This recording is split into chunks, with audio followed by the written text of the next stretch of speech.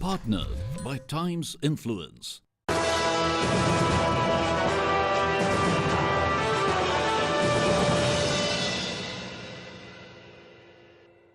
Hello and welcome to Times Now ICICI Bank NRI of the Year Awards 2018, powered by Global Indian International School. Now, NRI of the Year Awards recognizes excellence by startups across the world, and the winner this year is Vivek Koparthi, North America. I'm now in conversation with the winner of the NRI of the Year Award in the Startup category, Vivek Koparthi. He's the co-founder of Neolite. Vivek, first off, congratulations on the award.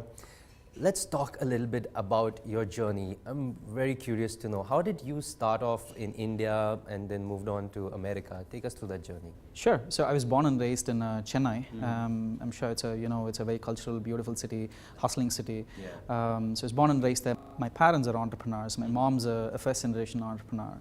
So ever since I was born, all breakfast, lunch and dinner conversations at home was, how much sales did we make yesterday? How much profit did we make yesterday? How do we change the strategy? Right? And they have about 200 employees, and the way they think of their employees is as if they're all their personal family, extended family. So I grew up with that entrepreneurial thinking, and I was also fortunate to have very empathetic parents, and they care about the nature, they care about the people that they work with very, very, very much well.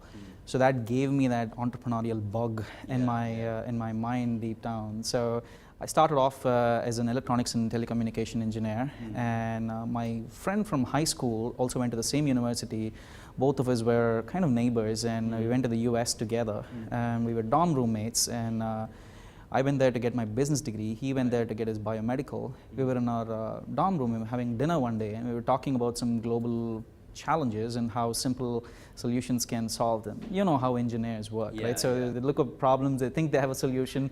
So it's just one of those typical engineer conversation. We were talking about some global challenges, and jaundice as a condition came on our radar. I mean, we were looking at why is jaundice the single largest reason for babies to come back to a hospital, right? So the condition exists for the past 1,000 years. The Chinese invented the treatment about 1,000 years ago. The English invented another treatment about 200 years ago.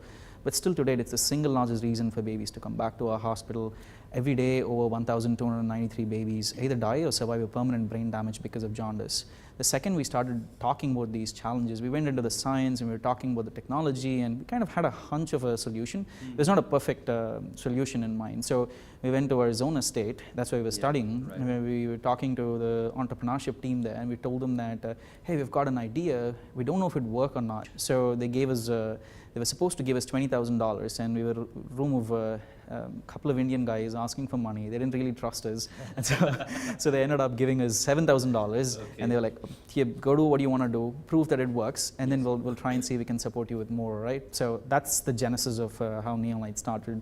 With seed funding from ASU. It was just an idea, it was just a dinner conversation that we were having, and that was just some of those are the ones that kind of always germinate into reality, and here you are. I want to take you back to your grassroots. You know, I really love this point that you made, that your breakfast, lunch, dinner conversations were about the business that your mom was running. I feel today parents don't want to talk about business to kids, but I think maybe having these subtle conversations helps it a lot. Absolutely. Because we're India, where we're looking at pushing more of startups and things like that. Is this something that you advocate to friends, or always talk about to others? True. I think entrepreneurship is all about that entrepreneurial thinking, right? Entrepreneurial thinking always starts at home. It actually starts in the kitchen, because when you don't know how to get a particular dish done, you'll think of creative ways, right? So it all starts from home. I think it's that ability that we have to connect two dots with the shortest distance with the least amount of resources possible. That's all entrepreneurship or entrepreneurial thinking is about. So I think my parents, I was very fortunate to have them put me into those situations where I was exposed to almost everything that they did. So although I failed several times when I was working with them, I was in my engineering third year. There was an international company that came to acquire my parents'. So instead of them going to those conversations, they sent me. I'm engineering third year. I had no idea what a balance sheet was. And the guy that was sitting there in the room was talking about EBITDA, and he was talking about PE multiples. I had no idea what he was talking about. So I think committing those mistakes, learning from those mistakes, and being constantly supported by them and not pushed down or not being pointed finger at, I think that gave me that hustling, that hunger that I had. That's where all of my hunger started. And I think when I started Neolite, I was hoping that this would actually quench my hunger, but instead it only has quadrupled the hunger that I had. So I'm more hungry than what I was 4 years ago. Yep. So let's come to now the formation of Neolite.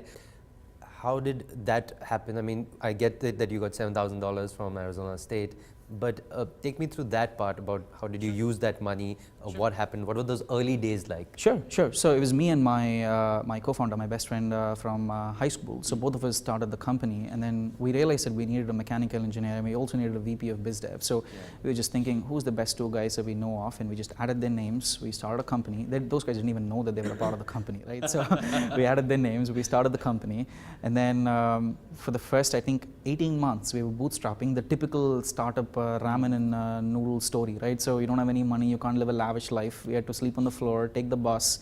We had to live off of free food that you get in meetings or where you go to, right? So go to all kinds of networking events, talk to every single possible person you can. I think being an immigrant Indian with a thick accent in the US means that you're the least approached person, especially with a different skin color. Not that they're racist, but you're always the least approached person in a room. And I think that actually gave me more of an edge to work hard, work beyond what I was expected to be working at.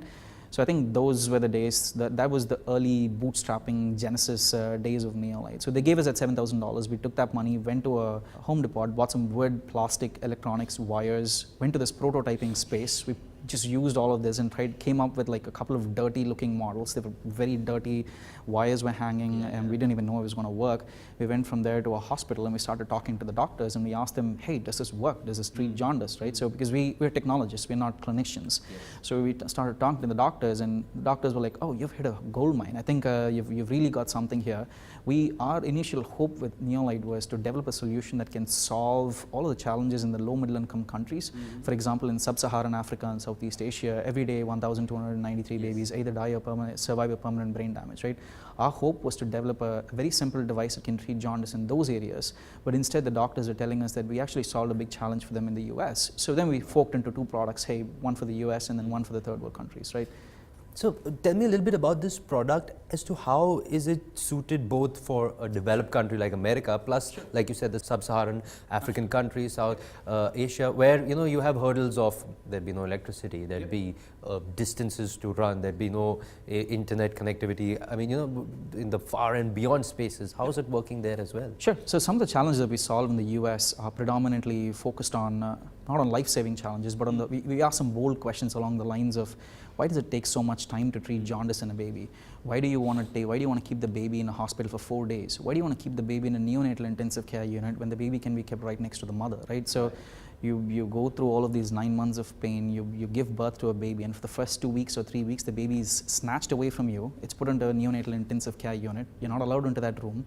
You're just forced to stay in there, right? So we believe that that's where the empathy part of what we do comes in. We believe that it's first about the condition, and before the condition comes the empathy part, it comes the experience that the baby is going through, the mother is going through, right? We started understanding what's the real problem there. Is it jaundice, or is it the fact that the baby is away from the mother, right?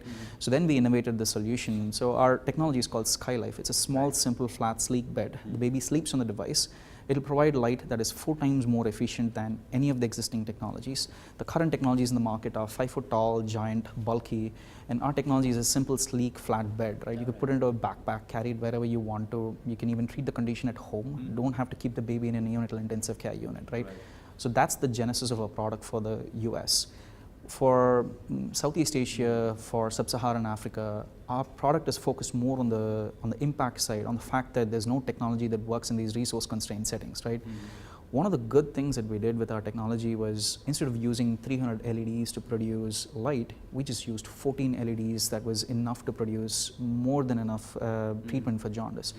So what that ended up doing was we only used about 3 watts of power. So instead of using 170 watts of power, an iPhone can run your device, a battery, a solar power can run your device, a small battery can run the entire device, right? So for about 8 to 10 hours. So think about all those areas. Assam, we only have 20% of the state has access to electricity. What about the remaining areas, right? So this technology can work in all of those areas where you can use a battery, you can use solar power, and it can be shipped. You don't have to have a truck that comes and delivers a device. It's a simple, sleek, flat bed, put it in a backpack.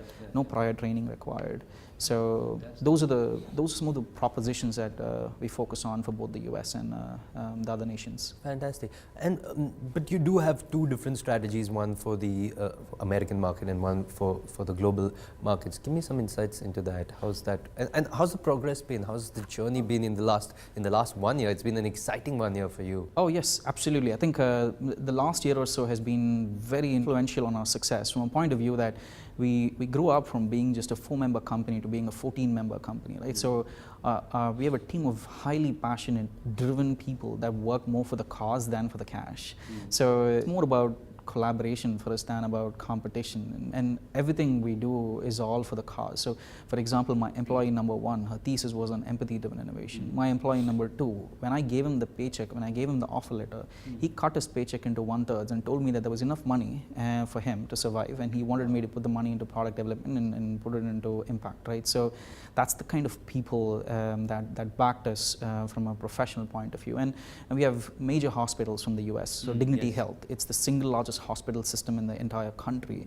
They're one of my investors. Honor Health is one of my investors. Stanford is doing studies for us. So we've got some big names that support us, that understand the pain point that we're trying to solve. And I think it's that factor of Neolite that gives me that slingshot into that hockey stick growth that we want to have, right? So that's the strategy that we have for the US markets. And I think for low middle income nations or for sub-Saharan Africa, we believe that our motive is to deliver impact, and it's not to deliver a commercially profit-oriented enterprise, right? So we're working with a couple of foundations at a break-even price point. We don't want to make any money off of that. We want to see our technology come to a fruition, save lives, right? That's the goal of the company as such. Yes, because I believe you've been working with the Bill and Melinda Gates Foundation with World Vision to get these products to, like you said, these low-income nations.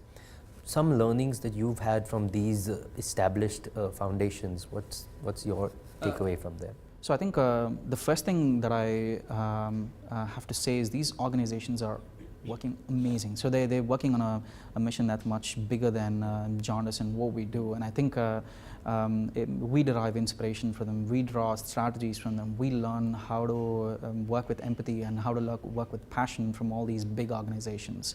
We've been working with the Gates Foundation. We've been working with World Vision. We aren't there yet. We haven't put anything formal in place. We'll get there very soon.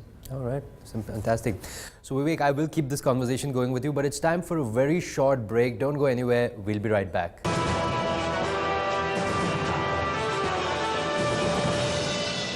Deepu, Vibha, Abhi Chachu. I had to transfer money to Abhi in India for his tuitions. I don't have his new bank details. Papa, use the Money to India app. Select Abhi's WhatsApp contact and send money safely. Really? Download the Money to India app and safely do transfers to your Facebook or WhatsApp contacts today. ICICI Bank Money to India. Transfer bharose ka.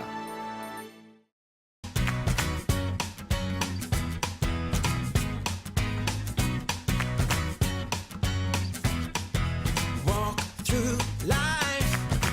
Every day is a new beginning. Shine your light.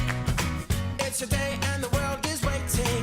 Move along to the song, singing in your soul. Feel the beat, clap your hands, let's take control. All you need, all you want, are you ready to find your आप किसी के साथ पूरी जिंदगी बिता सकते हैं and still not get to know them. So कहते हैं the best way to really get to know someone is to travel with them. You get to make memories जो सिर्फ आपकी हैं. So रुकिए मत. Get to really know each other. You will always find a perfect holiday with Cox & Kings. Life's a trip.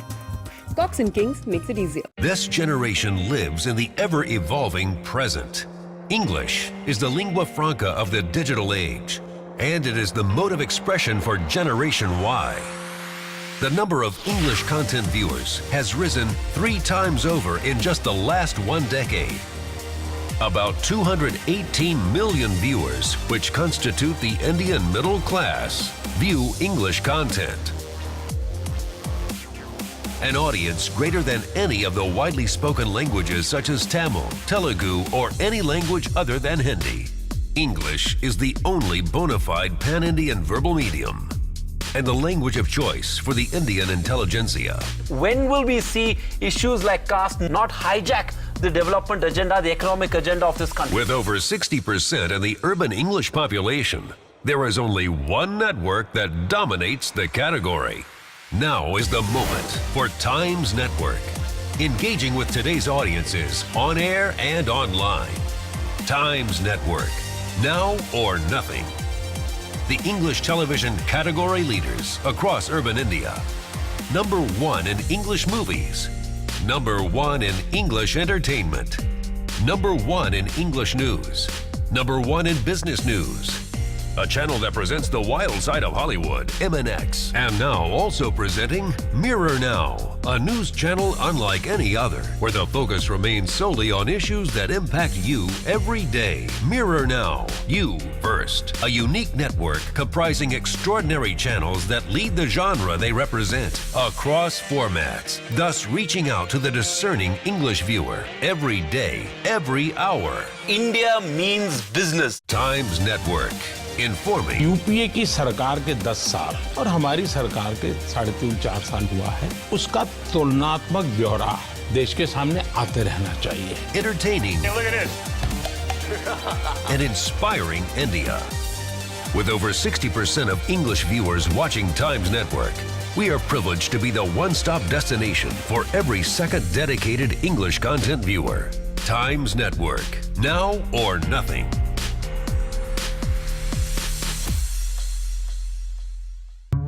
आप किसी के साथ पूरी जिंदगी बिता सकते हैं and still not get to know them. So कहते हैं the best way to really get to know someone is to travel with them.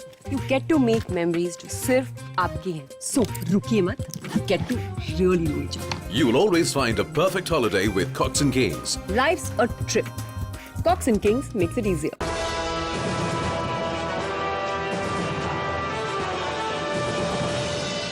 Welcome back. I'm in conversation with the winner of the NRI of the Year award in the startup category, Vivek Kuparthi. Vivek, let's carry on with our conversation. When you talk about all these foundations that you've worked with, that Neolite has been working with, and if you look at the Indian healthcare space, your thoughts on that in juxtaposition with the Southeast Asian countries? I think healthcare as such is a market that's bereft of innovation. So if you look at the best innovations that have come out, right, they go into automotive, or they'll go into space technology or fintech or selling shoes online, right? So we have very little innovation that comes into the healthcare space as such. And I think in the field that I work in the newborn care, which is a subset of the healthcare market, right? So I think that market is even more laggard with respect to innovation as such. I believe that the Indian market, there's no doubt that we're far behind innovation, we're far behind adopting technology, we're far behind having cutting-edge technologies from a lot of these markets compared to Southeast Asia, or compared to the US, or compared to the Middle East, right? So I strongly believe that we have the hunger. We all know our shortcomings, and we know that we want to take a slingshot towards, we don't have to reinvent the wheel again. We can use the best of the best technologies from the Middle East, or from the US, or from Southeast Asia, slingshot our approach, take a hyper growth model, and then get there. I believe India is walking in that direction. So we have a huge infrastructure problem, we have a lot of hurdles, but I think we all have the drive and the motivation, and that intent and that alignment is there towards that end goal. So we'll get there. You know, with what you were telling me earlier about the Indian market also, so I know we've got a lot of hurdles here with infrastructure and all of that. And you know, healthcare not reaching the people that it needs to, especially in the rural areas. In the urban areas, of course, things are a little better. But over the years, have you been seeing some positive changes because of the huge spread of digitization? So now we've got internet almost everywhere. How are you seeing these kind of things making a difference in the healthcare space? So I think I don't want to get into politics here, so I don't want to talk about how government's playing, but I think there's a very strong power amongst the consumers, amongst the people. I think people are the ones that are driving innovation, because you see what digitization and what globalization is doing is it's empowering consumers with more information and more knowledge with cutting edge technology. 10 years ago, you don't even know that there's a jaundice research that's coming out of Stanford, right? So now you can Google it on your phone when you're sitting in your restroom, right? So I think that has created this consumer demand. They're questioning, they're asking, they're all going towards more of those cutting edge innovation areas, and I think that's giving the drive, that's giving the push. I don't know whether it's coming from the top, but from the bottom down, oh yes, absolutely. Okay. Vivek, if you look back in your journey, what do you think would have been your favorite success and maybe a favorite failure?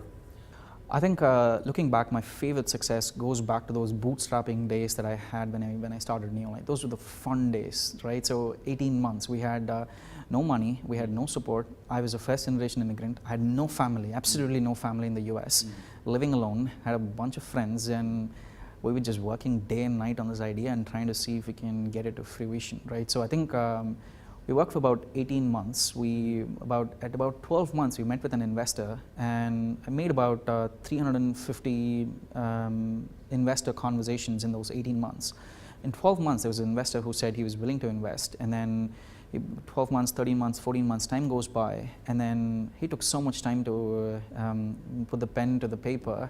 And then we realized that, well, we're not begging him for money. We're actually giving him an opportunity to be a part of something that's great, right? So the second that light bulb went into my mind, I realized that the ball's in our court, the power's on our side, rather than it being on his side, right? So we backed off from that conversation. We onboarded a new investor. We closed it. So I think that light bulb that I had in my mind, I think.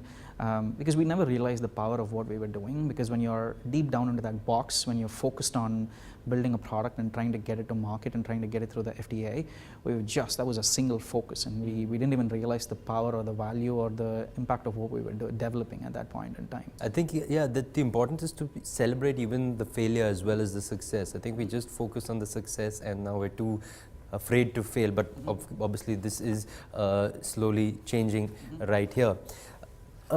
Who would be some of your motivators or some of your idols that you look up to, or even mentors who have kind of helped you progress in this journey of yours? Oh, my parents, of course. So every day at like 8:30 in the morning and like 7:30 in the evening, I have to give a status update. So I have to tell them, hey, this is all the things I've been up to today. These were the strategies, these were the big questions. I think they're my biggest supporters. They're my strongest supporters, I can say. And I think last year I got married, so my significant half, she's the core of all of these things. So she understands what I do really well. Right. I think that's from a personal side. I think from a professional side, I really believe that leaders are born, that it's very difficult to create a leader. So I started reading Elon Musk, I started reading Steve Jobs, I started reading Richard Branson, I started following all of these people, and I was trying to find some common patterns in any of these guys, or pick and choose a particular mentor or a particular guide to follow, right? And I think I've right now settled on Elon Musk. So fantastic, right? Yes, I believe that the man is way more powerful than his mission, and I think he's the living example of aim for the sky, you'll at least fall on the clouds, right? So he's a living example of that story. And I think that's the right entrepreneurial mindset. That's the thought process that every entrepreneur should have. That 10x thinking, the ability to think 10x. You need a lot of courage to even think 10x, because you have to satisfy your investors, your shareholders, your family, and you have to tell them you're focused only on reality. And at that point in time, you forget this dream that you have, the fact that you need to be dreaming. I feel like Elon has surpassed all of those things, all of those murky, cloudy mayhem and that chaos of dust, and he goes straight into that dream and that vision portion. I just love that part of him. Fantastic. It's an amazing thinking that he has. I truly agree with you. It's literally out of the world. Vivek, while you said that a leader is born, I believe that the leaders need to be fine-tuned as well. You are an engineer, that's your degree in India, but like you said, you went abroad, you went to Arizona and you studied business. Do you believe that it's really important for people to have these multiple skills, not just stick to one core skill, education-wise? Do you think that's a really key factor that any entrepreneur should have? Absolutely not. I really believe that everything it has to do is here and here. So as long as you have these two parts fine-tuned, as long as you have the skill to master your brain and the heart to survive all of the difficulties, all of the roller coaster ride that an entrepreneurial journey entails, I think you're good to go. Fantastic. Is there any mantra that you live by? Yes, I do. I live by a policy called 3H. So I really believe in humility. I really believe that simplicity, being on the ground, putting your feet on the ground, knowing where you are, that teaches you a lot of things. And I think if you want to grow as a leader, I'm sure you must have read all these quotes about the difference between a leader and a manager, right? I really believe that humility brings a huge change between a leader and a manager. So that's my first H. My second H is hustle. I think it's one of those words that is very much associated with these millennials. I fall into that millennial category, right? So we don't really believe in the traditional straight pathways. We don't like to, if you want to go from point A to point B, we don't want to build a big bridge, 5 lanes and like 17 pillars and then keep it so super strong and then walk, right? What we do is we throw a couple of poles and we balance on those poles and we jump to point B. I think that mindset is very important for an entrepreneur, at least in the early days of an entrepreneurial journey. As you go bigger and further, you need to be really strong at what you do. So I think that hustling power is very important. And I think the third H is hunger. So it's basically humility, hustle, and hunger. So hunger is what got me here. You have to have that hunger to do things. I believe you will know when you're hungry. That's my formula. That's what got me here. It just takes over everything that you do. Everything. And finally, Vivek, how do you feel on having won the Startup Award here at the NRI of the Year Awards? Oh, I'm really humbled to get this award. Amongst the other people, other stalwarts, other giants that I'm getting this award, I'm really honored to be getting this. I think my story is a standing example of what you can do without a background, without an IIT or an IIM degree, or even without a huge financial support, right? I started off as a bootstrapping entrepreneur from the ground. All that I had was the hunger, the humility, and the hustling capacity. I was tenacious. I did not fail. I did not accept failure. So I think my story is a living example. Anybody that hears this journey of mine and that's motivated to be doing, I think it'll be a pleasure. This is my opportunity to send the elevator back down, right? Fantastic. And it's been an absolute pleasure to meet you and to hear your story, Vivek. And congratulations on the award and all the best wishes for the way ahead. Thank you so much. Thank you so much. Yeah, it was a pleasure.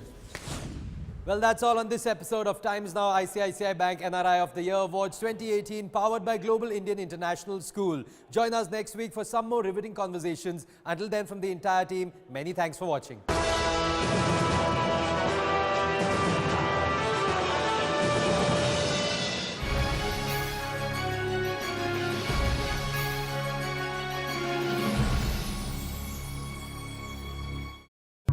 आप किसी के साथ पूरी जिंदगी बिता सकते हैं and still not get to know them. So कहते हैं the best way to really get to know someone is to travel with them. You get to make memories जो सिर्फ आपकी हैं. So रुकिए मत. Get to really know each other. You will always find a perfect holiday with Cox and Kings. Life's a trip. Cox and Kings makes it easier. Tipu, Vibha, Abhi Chachu. I had to transfer money to Abhi in India for his tuitions.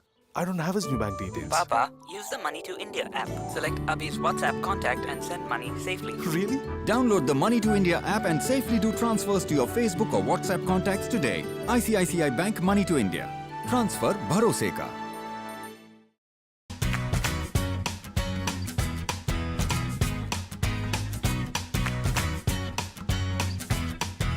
Walk through life. Every day is a new beginning. Shine your light. It's a day and the world is waiting. Move along to the song singing in your soul. Feel the beat, clap your hands, let it take control. All you need, all you want, are you ready to find your आप किसी के साथ पूरी जिंदगी बिता सकते हैं and still not get to know them. So कहते हैं the best way to really get to know someone is to travel with them. You get to make memories जो सिर्फ आपके हैं. So रुकिए मत. Get to really know each other. You will always find a perfect holiday with Cox and Kings. Life's a trip. Cox and Kings makes it easier. Deepu, Vibha, अभी चाचू. I had to transfer money to Abhin India for his tuitions. I don't have his new bank details. Papa, use the Money to India app. Select Abhi's WhatsApp contact and send money safely. Really? Download the Money to India app and safely do transfers to your Facebook or WhatsApp contacts today. ICICI Bank Money to India. Transfer bharose ka.